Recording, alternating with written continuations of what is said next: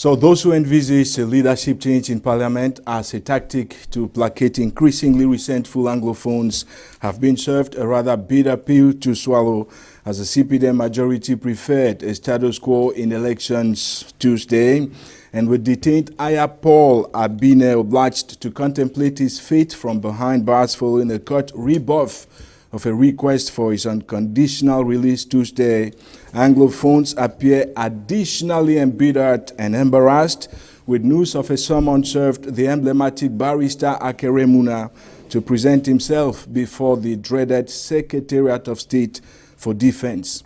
This is Tough Talk, and the deliberations will begin in a jiffy.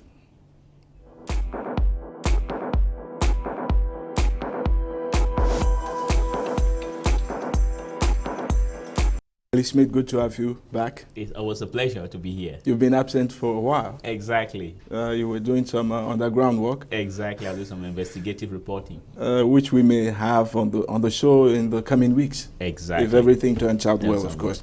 So, did you expect anything to happen in Parliament on Tuesday, the elections? To be fair, no.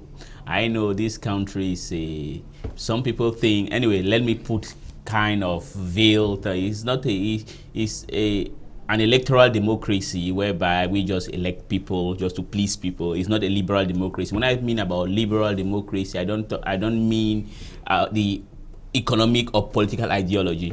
In a liberal democracy, it's a democracy whereby you have alternate possibility of power change, respect of human rights, and freedom of speech. Okay. But when you have a system like ours, where you have one man who has been in power for 35 years and proud to be there, and then you have a speaker who has been in power, who has been in Parliament for 47 years, about 25 at the helms of affairs, I did not expect anything to change. They don't care about what is going on around in the country. So would you say the media was myopic in general terms, because the speculations were rife that the President of the Republic, who probably holds the knife and the yam as far as distributing posts in the Parliament is concerned, that he was going to, effect changes to let an Anglophone rise to the helm of Parliament, either the Senate or the National Assembly, as a means of appeasing Anglophones who are increasingly bitter?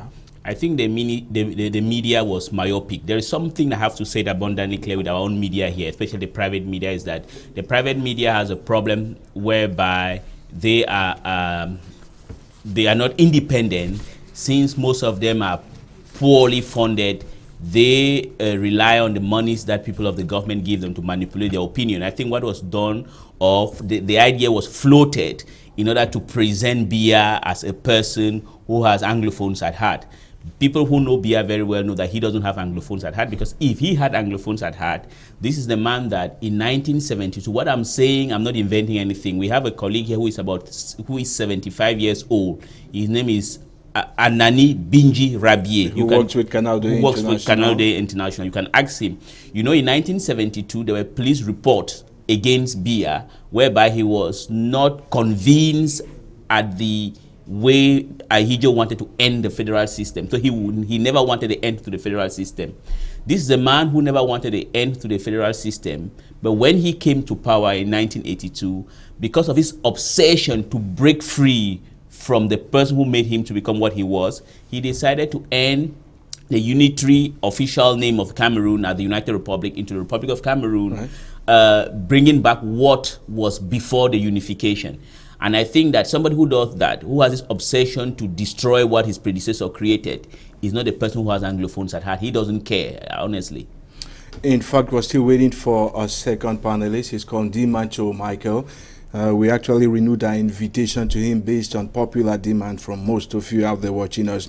Just to remind you that, what happened in Parliament on Tuesday did not really surprise many observers, because the CPDM counts 148 seats against 18 for the SDF, 5 for the UNDP, 4 for the UDC, and 1 each for the MRC and the MDR parties. Let's move on, Elie Smith. I think Ndi Mancho is here.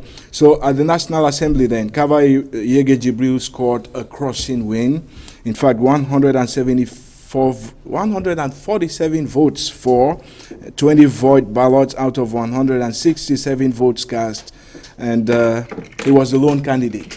Yeah, he was a lone candidate, and that's the reason why. And there's a problem. You also know that the CPDM has a fundamental problem. The other day, I gave you the example of the PDP in Nigeria. Yes, the People's Democratic Party. Yes, the former ruling party. When Obasanjo wanted to change the constitution of Nigeria to elongate his term in office, but those who stood up against him were the people of the PDP.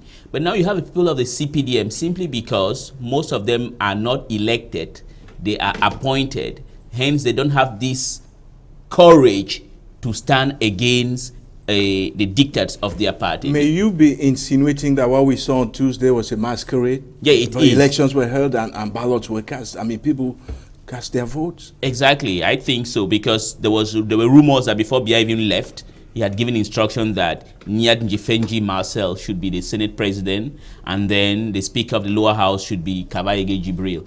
If those CPDM MPs were people who were really representative of the masses of their various constituencies, they can rebel against the dictates of their party and say, no, now how would a CPDM MP vote for a man who has been there for 25 years, or 25 or 26 years, 47 globally as member of parliament, who is cut off from the reality? Then they are not people. That is the thing that I get angry with the CPDM MPs, because I think sometimes they act as if they live in Mars, and usually they visit Earth to see what is going on. He's finally here. Mike Ndi Mancho, welcome. Thank you very much, Divine. I was reminding our viewers a couple of moments before you stepped in that we renewed our invitation to you thanks to pressure from some of them who are currently watching us. But let's get straight into the crux of the matter. Did you imagine an Anglophone to be catapulted to the helm of the Senate or the National Assembly during the elections Tuesday? No way. No way, because you understand the kind of politics that we have in Cameroon in particular and Africa in general.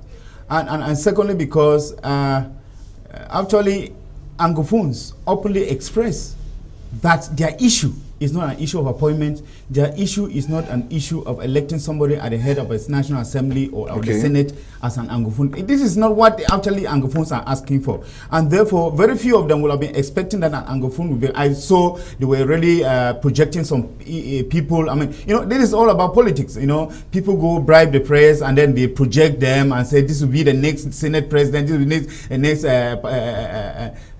president of the National Assembly. And I think that all those, because those who after we are following the issues at stake, the Anglophone issue, will understand that finally we know it is not an Anglophone issue.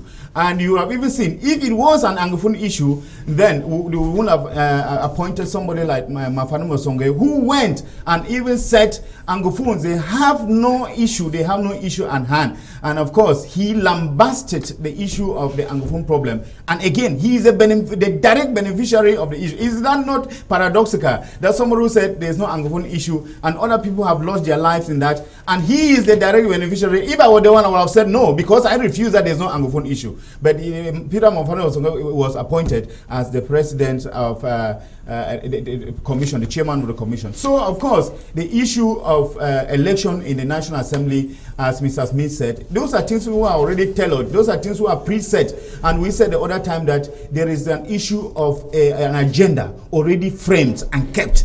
And if for the next 10, 15, 14 years, I mean, I don't know, it's a pact that they have signed that this particular person is supposed to be in power for this number of years. And this reflects the kind of things we have as constitution. That kind of framework, we think that is something that is supposed to bind and hold people together. I think that it reflects that, you know, how it is twisted around to suit the aims and objectives of the people who are sitting somewhere there. So I think the election of the Senate and the National Assembly, we already knew the results. Was a mere formality, in other words. Now, I mentioned the results a couple of minutes ago. 147 votes, 20 void ballots out of 167 votes cast.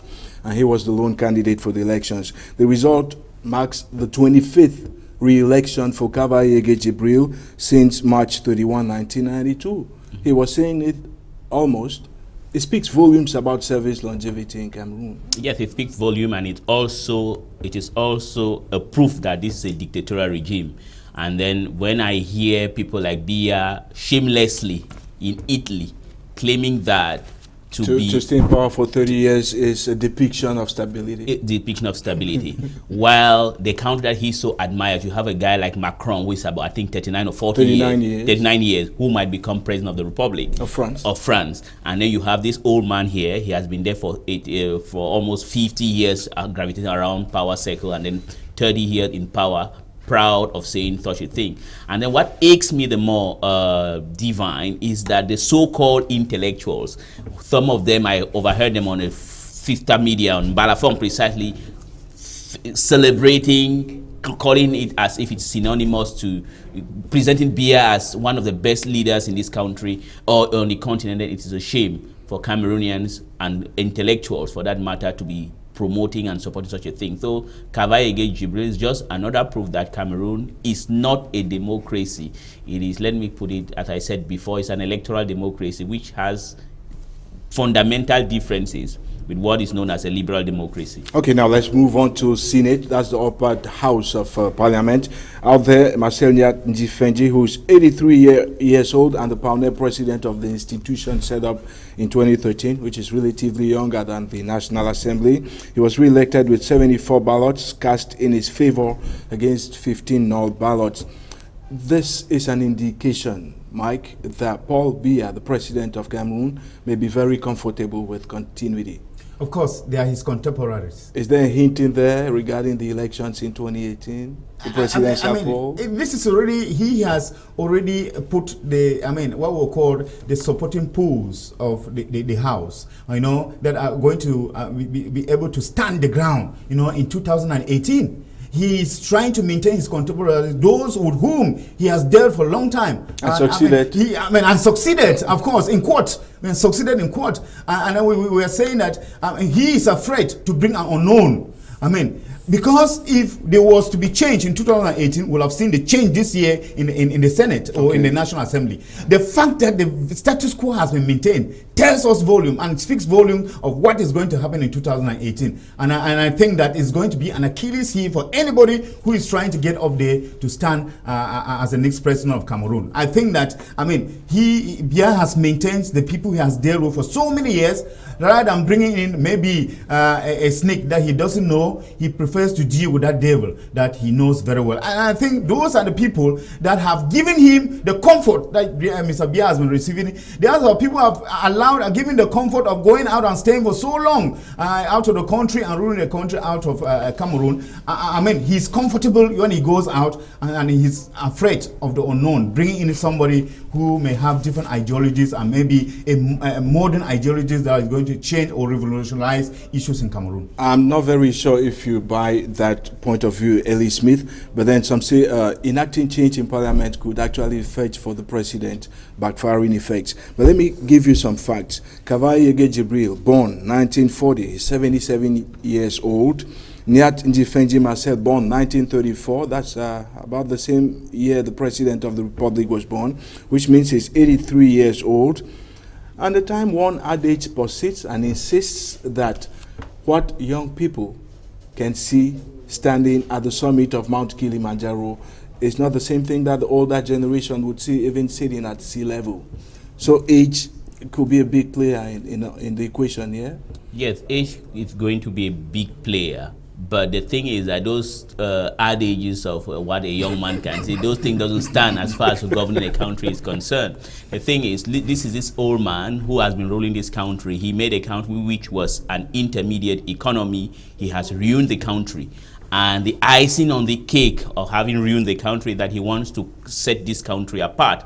And I wrote an article in 2005 where I was saying that Cameroon is going to follow the same track like that of the Democratic Republic of the Congo. Because when you have a leader who has been in power for so long, who has little or no challenges, and who has a people, except for the people of the Northwest and Southwest region, who has a people who likes to wine and dine, then you have already the groundwork has been set for the country to fall apart. I think those things are claiming that since he's too old, he has the experience. No, he's ruining this country. And I beg to differ with my colleague here that it is not an African affair, because Nigeria is in Africa, Cape Verde is in Africa, Sierra Leone is in Africa, Seychelles in Africa, Cape Verde is in Africa, Zambia, You have the bad cases like the cases of Zimbabwe, Eritrea, Congo, Brazzaville. Those are the images that does not need to represent the African continent. Burundi and so on. And so on, yeah. So is it safe to conclude, Mike, in passing, that Cameroon's embracing of this system of governance, which is called gerontocracy, is actually responsible for what we call brain drain? Young people don't stay in this country. Our most brilliant brains have left because they don't see anything substantial in the future? Of course, the future is bleak. The future is bleak, and no one would like to stay in a system whereby he doesn't know how tomorrow is going to look like. And that is why you go to embassies, European embassies in Cameroon, United States embassy in Cameroon, the French embassy in Cameroon. You realize that you find a lot of young Cameroonians who are fighting to get visas, and you cannot imagine how these young Cameroonians are being treated at these embassies. They take first school leavers or GC holders to come and interview them as consular officers. Those who have doctorates, who have PhDs, and they're going out of the country because there's no future. And it's, I felt bad when I listened to the president speak in Italy, where he said the majority of Cameroonians, they like to live together, they like to live here in Cameroon. And when I listened to that, I felt bad because this doesn't represent even the 80% views of Cameroonians, because I know even from the French-speaking Cameroonians, most of them like to go out of this country because they do not see any future in this country. I think that it's high time some people sit somewhere, our politicians be able to formulate policies, be able to develop that, that courage that will be able to bring change, reasonable change that is meaningful in this country, because we are really having it hot and bad in Cameroon. And talking about age and power accession, things have not always been the way we have today. Amadou Ahidjo was 36 when he became the first president of Cameroon. In fact, the current president, Paul Biya, was 49 when he came to power in 1982, and the examples abound. What possibly explains a decision to embrace a system of government where you only have old people? It's simply because of dictatorship. And on the other hand is that we are also the architects of the fall that we are having.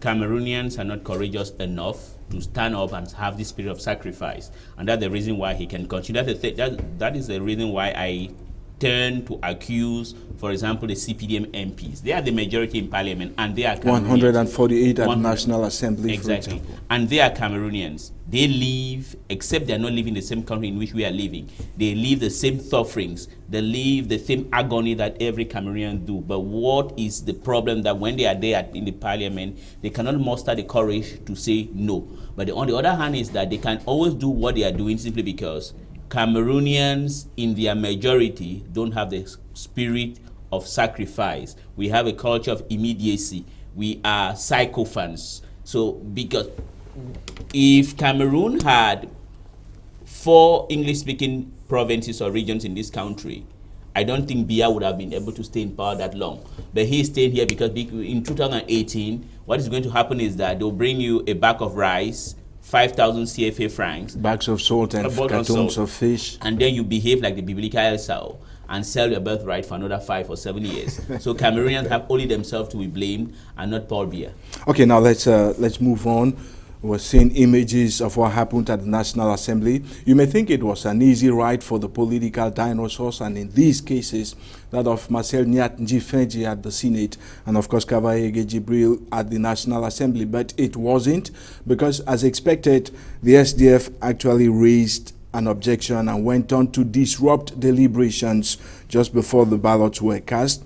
And that's, they called for the election of an Anglophone as the second president or the first vice president of the National Assembly, and that's in keeping with Article 123 of that legislative institution's internal regulations. The call was snubbed and rebuffed, and that's how deliberations were blocked for several minutes, Mike. And I think, well, I will not say that I minimize the kind of courage that the Anglophone parliamentarians exhibited, but I think that we need to see this everywhere, or any other spheres of life. I don't want to say that they were chasing the wind, but I would like to say that this courage should be exhibited, especially in this critical moment of our country, because I have an impression that they are only fighting for themselves. Okay. Yes, that is the impression I have, because we have not seen these parliamentarians actually exhibit, the courage, represent the Anglophone views as we would have loved to see. Okay. But that they keep, they stay in their comfort zones, and then they get into the National Assembly. They are only fighting for a post that one of them will have. I ask myself, what impact that is going to create when rather they will have been fighting for an Anglophone even to become the president of the National Assembly, not the first vice president. So that's why I say they were chasing the wind, and I say they were actually defending their own views. There's what we call a politique du ventre. And I think that this is what they are fighting for. They are fighting for their selfish interests. Okay. And I think that they need to do more to convince us. Briefly, Elie Smith. Yeah, briefly, but I beg to differ with you. They are not fighting for themselves, because there's an Anglophone MP who did that. Where is he today? If you claim that they are just going to, no, they want the constitution of the parliament to be respected. That's the reason why you cannot just say that these guys are really suffering. Just to come now to water down what they are doing is as if you are not living in Cameroon, my dear friend. If I want to seek a balance between you both, I may probably say that what Mike means, and that's how I read his pronunciations or his utterings, is that away from Parliament, you don't see them doing anything. Exactly. They only it's come not in the to Parliament they go to fight that. And bite. We need to see the sessions them are convened. No, Wiriba in Parliament and out of Parliament has been a vocal voice. Okay. So you can't say that. Most MPs of the Social Democratic Front do that. Some MPs of the CDU do it. But the thing is that the MPs who are to be named and shamed are those of the CPDM. Right. To globalize them is unfair. One of the MPs is called Honorable Joseph Mbandam of the SDF. In fact, he is the lone vice president among the 5 that govern the National Assembly. And here is how he sums up what happened at the National Assembly on Tuesday. This section 123 of the standing orders provides that any amendment to the standing orders is a single debate that takes place under the chairmanship of the eldest member. We had presented an amendment in good form, and the dean has come and wants to go ahead with the elections without having brought the amendment for discussion. That is the trouble. And that discussion cannot take place when the president is already elected.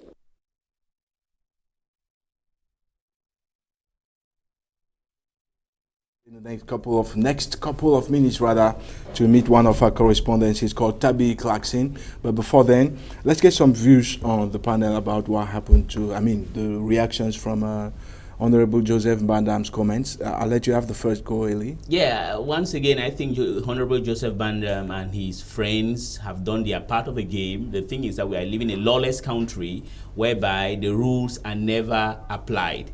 We think that this country is made up of 2 countries that came up to be one, and the basic foundation of this country has to be respected. The SDF MPs are doing their best, but we are living in a lawless country. So I commend him. He's not chasing after the wind. This time around, Mike, he did not, the SDF did not stage a walkout. We're expecting them to move out as usual. Of course. When the heat is too much in the house, you step out. That is the issue. I would like to blatantly differ with Mr. Smith on his point of view, because these are lawmakers. You will not say the law doesn't give, the chance for them to be. They are lawmakers, and they have to fight up to. I don't think that they will sit on a rail and say, okay, the system is like that, and that we are just doing our own best. Their best is not the best. We have seen other people who have come out very clear, like Awudu. I want to start with Awudu. When he started uprooting all those issues in the Northwest that were only in French, the tracks and also. We wanted that to continue. And where did he end? The man started a fight and ran away. Second, we saw Weber. He ran away. Where is he today? We are expecting that when we started this fight about the marginalization, we would expected to see him come out clearly and make a pronunciation. Since then, he has not uttered a word. We have seen a person at Weber who I termed the other time a coward, and he's still a coward to me, who started the fight and he has run away. He's not a coward. Let me tell you something. He is a coward. No, he's not a coward. Okay. For example, perhaps you wanted him to be arrested, of like course, Mandela, as you said. Course, but let me tell you that the judicial and legal system of South Africa during apartheid is a million times better than what you have, the kangaroo court you have today in Cameroon. Okay. You cannot have a magistrate in Cameroon contradict the authority of the country of Paul Biya, but in South Africa it happened. I do not even support. I do not even support the independence or whatsoever that Mandela brought in South Africa. Mandela brought political independence and not economic independence, and that's why South Africa has a problem today. So I don't even want to compare that. Okay, let's move on. Mandela is not my hero, and I want to state it here. Really? He is not. He is not, because We're we going to want come down. economic independence and not political independence, and that's why he gave South Africa. Let's not stray. Let's not stray, because standing by in Yaoundé is one of our correspondents. Tabi Clarkson, good morning.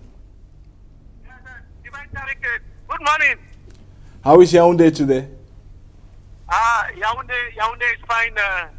Yaoundé got up this morning after there was a heavy downpour here in the nation's capital.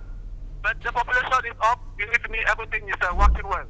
I think you guys are going to be really thanking God for the rains, because I hear before yesterday there are localities in Yaoundé that have been going for months and years without drinking water. Hello, Divine?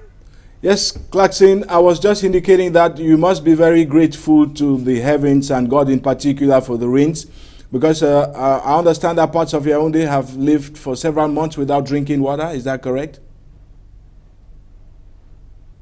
It's true that the connection is not very good, but I want to believe that you are asking concerning the issue at the National Assembly. Yeah, of course, you're like reading my mind. Yes, of course. Let's talk about the National Assembly. What's been the reactions from residents of Yaoundé after the elections on Tuesday? The population, people here in Yaoundé, were actually expecting that there should be a change at the helm of the National Assembly. It was with great surprise to some Cameroonians that the state bureau was actually maintained, with Honorable Kaba being the president and equally the first vice being Hilary Etong. So nothing has changed, and to many Cameroonians here in Yaoundé is a massive disappointment, given that for years, for decades, the same people are there, and the same people still have the hands, the authority to manage affairs. So it's a great disappointment. It's true that we did not actually have time this morning to have to get some reactions live, but Cameroonians here, the people here in Yaoundé, they are very much surprised that things are not changing, be it at the assembly, be it in the House of Senate. So let's move on to something else, and I'll try to be as brief as possible on this one, Clarkson. The resumption of the trial of the detained Anglophone protest leaders, and I'm looking precisely at Agbo Felix Bala, the barrister, BBC Mancho, and of course Neba Fontem. It resumes today in Yaoundé. What are people saying? Are you expecting the worst? People are very much concerned with the Anglophone crisis, and especially with the arrest of Nkouan. And today at the Yaoundé military tribunal, it's true that we are having equally the issue of Ahmed Abba, the journalist of RFE, who of course was arrested with terrorism charges. But believe me, Cameroonians here, they are very much concerned with what is happening, and some are thinking that if the release of Felix and other people who were arrested in relation with the Anglophone crisis, if they can release these people, if the release is the solution to the way forward, they actually do believe that it will be a nice thing. But as for now, they are just waiting to know what will actually happen. You're going to keep us posted on the outcome of the hearings today, Clarkson. Thanks very much for talking to us. You're very welcome, Divine Ntarinyke. Good morning once again. Catch you next week, and please stay out of trouble, right? Okay, thank you too. It's a pleasure, Clarkson. Clarkson is our correspondent in Yaoundé, alongside, of course, Bureau Head Ngamo Beatrice. We're going to be moving over to Bamenda and Banso in the next couple of minutes. But let's get some reactions from the panel first regarding especially the resumption of the trial. Do you see Agbo Felix Nkongo, Michael? Do you see him returning to detention? Of course. You know, in Africa, I will still quote example of Africa, even though Smith may not be very, very comfortable with that. But there are multiple Africans. Yes, in Africa, you do not, the chief, you do not leave the chief leaves you. What do I mean? So? What I mean is that Pobia, the head of state in Cameroon will leave somebody, the person or a minister or somebody like the Congos and the rest who are detained, they will not leave. Even if, he wants to shoot the international community and whatsoever, those who are coming here, they have nothing to do. And what I'm thinking is that the mission that has been started and they want to exhibit it through Congo, Fontem and the rest, the state will have to go to the end of their mission. I don't see them being released this soon. Apparently, the plaintiff, in this case the government of Cameroon, has found witnesses against them. Yes, physical people. Sure. If the names that we saw on social media, especially on Twitter, are anything to go by, there are about 5 names that I saw this morning at 1 a.m. and I was startled that where did these people come from? And the Anglophones? And the Anglophones, yeah. The Anglophones who want to stand on the side of the government as witnesses on the accusation level against Felix Kongo, Neba, and... Is that the risk they are taking? They are taking a big risk because... let me just say what I saw. People feel that they are traitors because, to be sincere, what has Felix Kongo, Neba, or BBC done? What Mancho BBC did is something that anybody in this country could do it. I could do it tomorrow if I wish to. Carry a coffin, take it to the streets, and there are no roads, no jobs. The utilities are not functioning. The sewage, nothing works in Cameroon. This country is on the brink of disaster. And if somebody stands up and says this enough is enough, then you arrest him. I don't understand how this government is reacting. Given to that, a person like Mancho BBC... 30 seconds. During that period, Mancho BBC was even against the government delegate in Bamenda because his far cry was that there were no routes in Bamenda. Okay. I think that the whole thing has just been mixed up and then we do not really know. Why didn't they open an inquiry to see whether actually what these people are crying for? Because, of course, it is a right of every citizen to ask for the amenities that they have not been given. And if he was asking and telling the government delegate, please, we need routes in Bamenda, what is wrong with that? The coffin was just an illustration of, trying to speak, and give power, and give a voice, and give a strong signal to what he was talking about. I don't know exactly, really, honestly, I do not know why that boy was weeks off. On the sidelines of the protracted Anglophone crisis, and of course some legal purists arguing that the banks of justice in Cameroon are currently going bankrupt, something has happened. There's a summon that has been served, the emblematic barrister Akere Muna, to present himself before the very dreaded Secretariat of State for Defense in Yaoundé. That's our next major talking point. We'll be right back in a moment. Well, the transition is...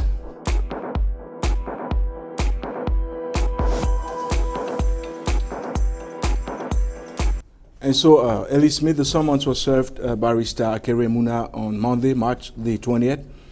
And he was en route to Johannesburg in South Africa to present a keynote address at an international conference. He is, and this is for your information, barrister Akere Muna, very, very international. Now, some say the mere fact that he's been served a summons to appear at the set gives the impression that the crackdown is taking a scary dimension. Yes, because the government itself has lost all their bearings. This is a government that I said once, and I'm saying it again, they are full of ignorant and arrogant people.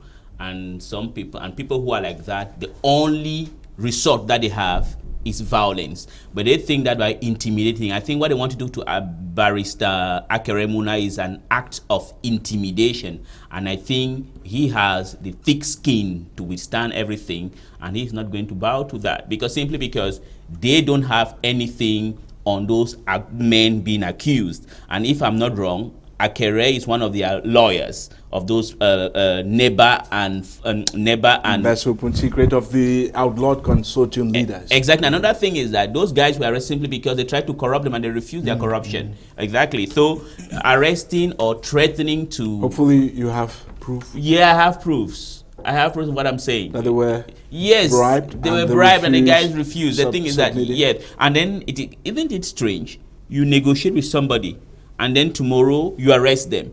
And when you arrest them, you don't even have charges against them. You start framing up charges to bring it up. So I think Akere will come and stand, and then nothing is going to happen. He has actually written, or rather authored, an open letter in which he says he is ready for any outcome. In other words, he says he is ready to be arrested in Cameroon. That comforts you, Michael, because you are against runaways, well, in quote, of the likes of Bobga Harmony and Joseph Weber. Good. I line side with Akere Muna, taking the bullet on the chest. And that is a real hero. And his sympathizers say it may eventually be an unwise decision. No, it wouldn't. It wouldn't. But on the side of the authority in Cameroon, I will ask you a question, Divine. Have you ever gone out in the night about 4 a.m. in the morning? It is usually very dark. And we say that it is very dark when dawn is approaching. And I think that the Anglophone should remain contented that their views are being heard, and very soon they are going to get to where they are going to. Because this is the confusion that comes when people are to succeed in their struggle. It appears to me as if the government of Cameroon is becoming confused about who to take and who not to take, who to implicate and who not to implicate. And of course, sometimes you go and implicate somebody who is a lion, the king of the jungle. And you know that when you touch the king of the jungle, that is actually where your own fall is going to come. And that is what I'm saying. You see, when we even look at the people like the consortium, Mr. Smith was talking about it, there was somebody who was the advisor of the consortium. He was not taken.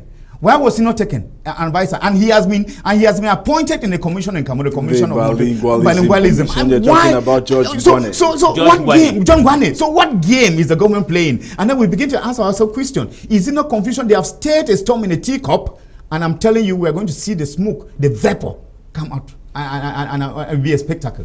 Elie Smith was mentioning it seconds ago. Well, the March 20 summons served barrister Akere Muna required that he be at the set on the 23rd, which was Wednesday, if I'm not very mistaken. Yeah. But because he had traveled out of the country, he says he wrote a letter to the Secretary of State at the Ministry of Defense, informing them that he could only be present at the set on Friday, which is about 2 days after the official summons date expired. Is that going to be an add-on offense if actually there's a first offense that he imposes his own agenda? Well, it can be considered by those brutal individuals that it is like an offense. But I think that he knows what he's doing, and it's a very good thing for him to be bold and to come and stand instead. But I don't think that those who run away are cowards. No. There are strategies, No, I don't. I fundamentally, I am at variance with Ndi Mancho. No, Bobga Harmony, Wiriba, they are not cowards. The thing is that the fate that would have befallen them in the brutal jails of Cameroon is far better for them to be out. It's not as if they are out and they have just given up the fight. The fight continues. When Mandela was in jail, people like Oliver Tambo were in Lusaka fighting. Not everybody has to be arrested. That is it. We are fighting now, and we have to support those who had the courage to put their lives on the line. And people like Bobga Harmony, Wiriba, they are courageous individuals. Because as I said, have you ever seen a judge in this Cameroon go against the instruction of Paul Biya? No, because most of our judges are people who are cowards. Those are them who are cowards. We have a system in this country in 1992. This guy called, I've forgotten the judge, I've forgotten his name. This man missed an opportunity to validate the victory of John Frundi, and he claimed 1992, I've forgotten his name, and he claimed that his hands were tied.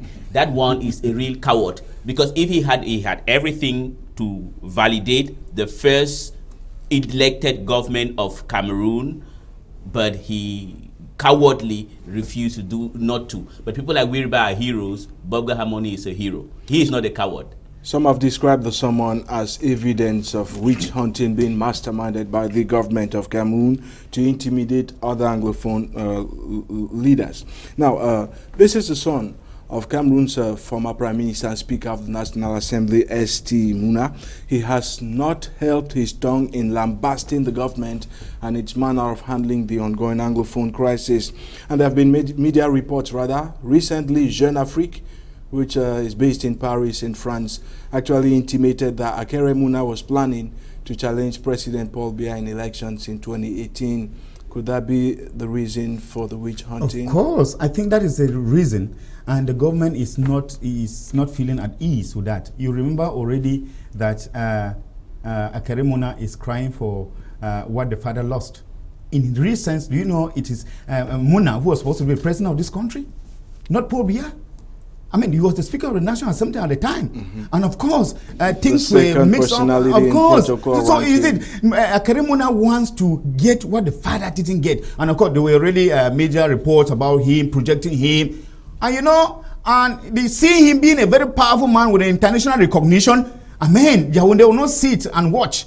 I mean, because they know that he's a threat. This is a man, if he put his candidacy, I'm telling you, those who know the history of this country will vote for him. If not for him, vote not because of him, but because of what the Anglophone lost through his father. And I think that it is this kind of threat that he is posing that the government is feeling a little bit uncomfortable with him. And about him, I mean, writing a letter, I think it is very normal for him, because what he is going to miss in responding to the letter, and of course he is not one missing it, it is Cameroon, because when he goes out there, he's not going as a Akere Muna, as a person per se. He's representing Cameroon in all those international conferences that he goes. Because when we talk about Akere Muna, they talk he's from Cameroon. I mean, that is a name. Just like when we talk about Tofis and Roger Miller, people are happy out there that they are from Cameroon. And I think that it was wise for him, rather than missing this important conference that he was going for, to be able to ask for this clemency. I mean, to indulge. I mean, to come a day that he's available. So I think those who think that he has been he's stubborn, or that he wants to show that he's above, I don't think that is the issue. And I think the government has every reason to understand with him. Akere Muna, like you said, enjoys international recognition from the various international positions he occupies. He is the International Anti-Corruption Conference chair, which may probably be why he went to South Africa.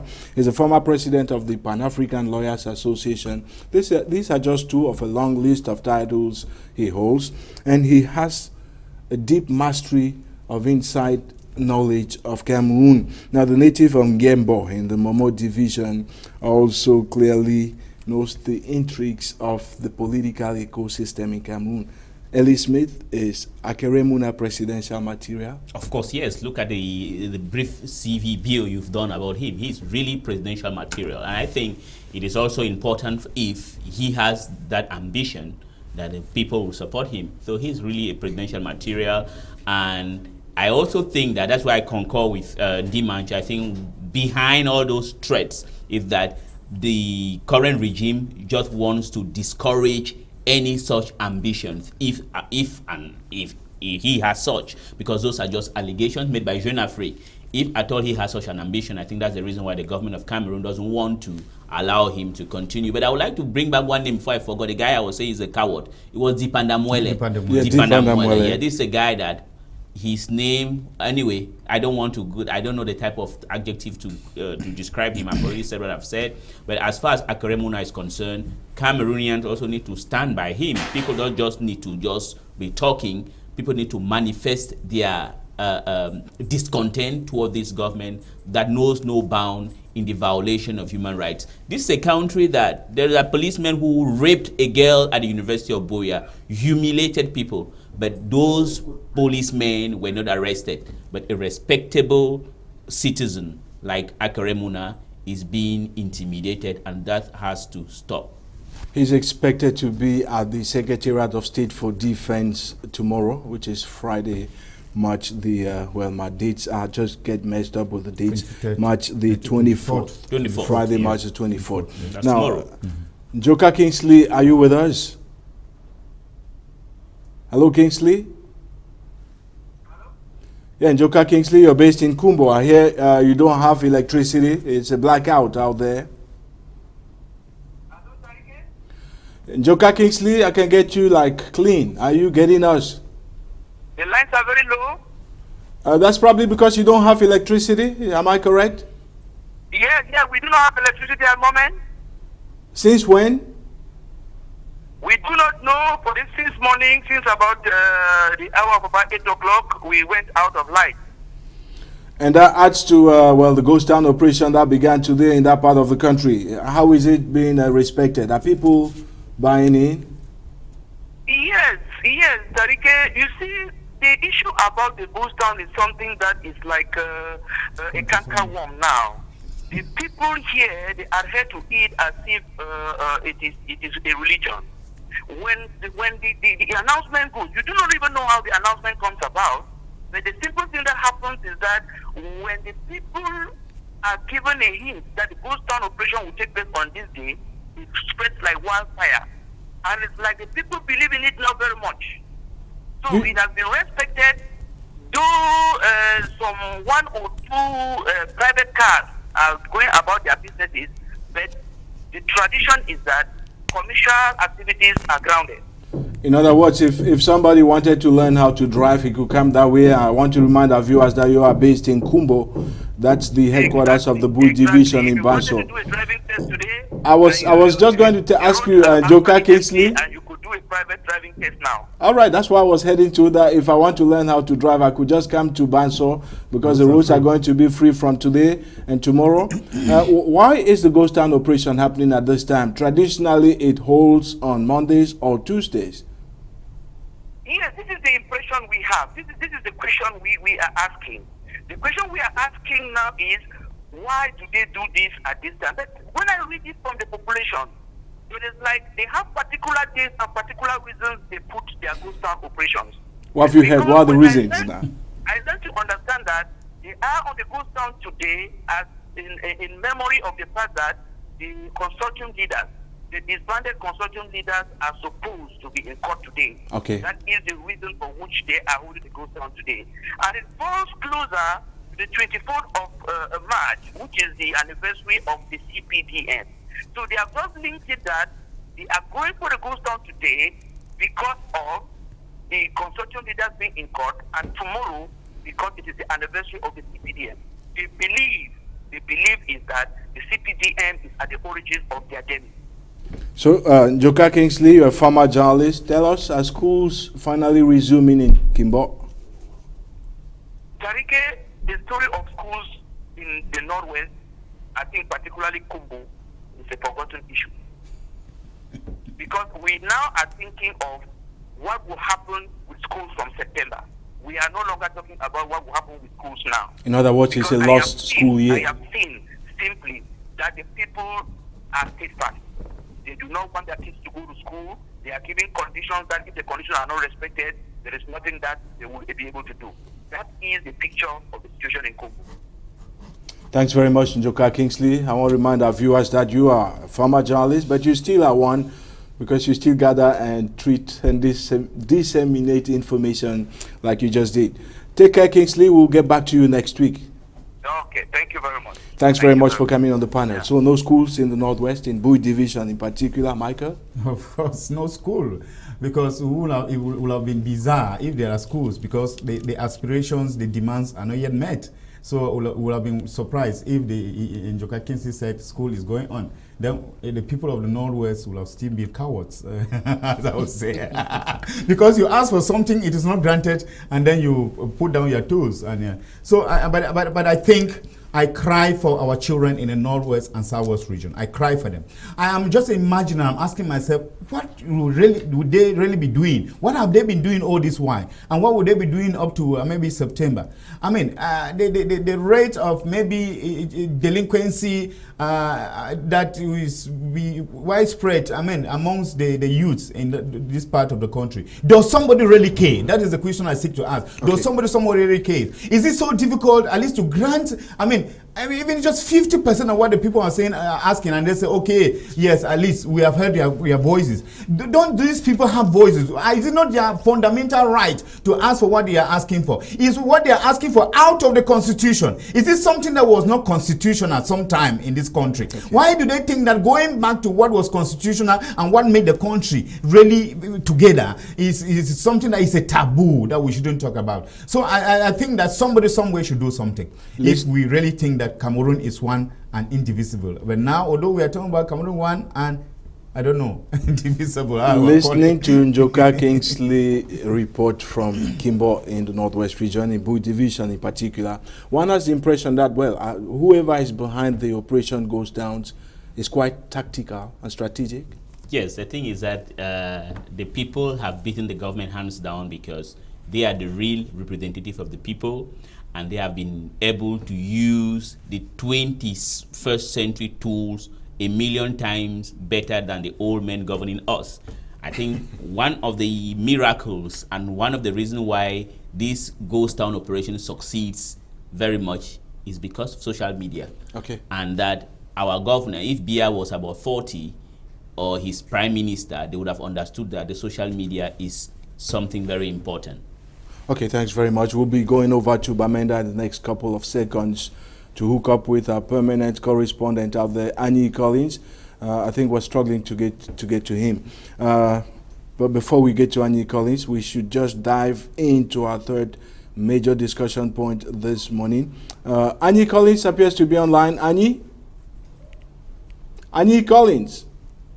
Yes, good morning, Divine. Good morning, our permanent Bamenda Bureau Chief. So how is town? How is Bamenda faring this Thursday? Yes, I've just reading through town, and let me say I'm calling presently from the Gendarmerie headquarters at Upstation Bamenda. Yes. Precisely at the Mezam company, there's a company for Bamenda, where two guys are currently undergoing interrogation after they were discovered with human heads, 2 human heads. I didn't get you. Collins? Yes. Can you come back on that? 2 guys are being grilled. What did they do? Yes, 2 young men are presently being interrogated at the Bamenda company of the National Gendarmerie. Yes. After they were discovered with 2 human heads. 2 human heads. 2 human heads. Okay. Yes. And it is said that they left the town of Bengui and they were heading with the heads to Fumban. To Fumban. So God alone knows where they got the heads from, okay, and what they were going to do with them. Thanks for the scoop, Collins. Now tell us, is Bamenda respecting the operation goes down? Yes, the town is really dead.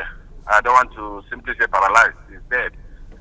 No movement of vehicles as usual, and motorcycles, but it's just a few of them, and some of them are of course being ridden by security agents. You know, this is time for intelligence, and so as they go about gathering intelligence, the markets too are dead, and especially, you know, after the food market fire, right, which was blamed on some persons whom we still do not know, and it said that because those whose shirts were burnt were those respecting, or who were not respecting the coastal operation date. So the area where the market got burnt is void of people, and other markets too are shut. Usual. When I say shut, I mean that the shops are shut. Okay. The market gates are open. You know, the markets are run by the municipal council, especially the Bamenda City Council, which gets the markets open. But the shop owners will not dare to open their shops, and that brings us to the idea or the fear factor, which beginning from the Prime Minister and other ministers and governors, SDOs and CEOs have been saying population. It's true that we're getting you with a lot of difficulties. There are hitches and, you know, hisses in your communication, Collins. Right? We're getting you with a couple of hisses and disconnections in your communication. But let's just drive out to the last question. How long is this session of the Ghost Town operation going to last? Is it taking up until Monday? I can hear you are talking, but I can't get you. Can understand you? I think we'll just have to leave it there and come back to you next week, Collins, to find out what happened after today's and tomorrow's Ghost Town operations. It's a scary picture Collins is painting from Bamenda. Yes, scary. Even in the midst of the crisis, the criminals still find time to traffic human body parts. Exactly, and this government has also shown that most often they don't go after criminals, but they go after law-abiding citizens. That's the reason why I think while this situation continues, criminality is going to prosper. So we would like to congratulate the Gendarmerie Brigade of Bamenda that have been able to arrest those 2 criminals, but we also want them to be able to go after people who threaten others, who beat people, who exactly, instead of arresting law-abiding citizens like people like Agbobala, Mancho BBC, and the 151 others who are in detention in Yaoundé currently. We're probably not going to have enough time to develop our final talking point. Of course, is Ayah Ebine hemmed for doom? That's a question I was going to ask you. He appeared at the Mfundi High Court in Yaoundé again on Tuesday, March the 21st, but the court rebuffed a request for him to be unconditionally released. Michael? Yes, and that was very, very glaring. We knew that was going to happen. And, you know, that puts to question, really, if gold should roast, what would Iron do? Because when we look at somebody like Ayah Paul, I mean, a high-standing magistrate of his caliber. Deputy Advocate General of the Supreme Court. A leader of a political party. I mean, of course, they could as well distinguish Ayah Paul speaking as the magistrate and him speaking as a leader of a political party. And of course, and he has the right to condemn the government in whatever form as a political leader.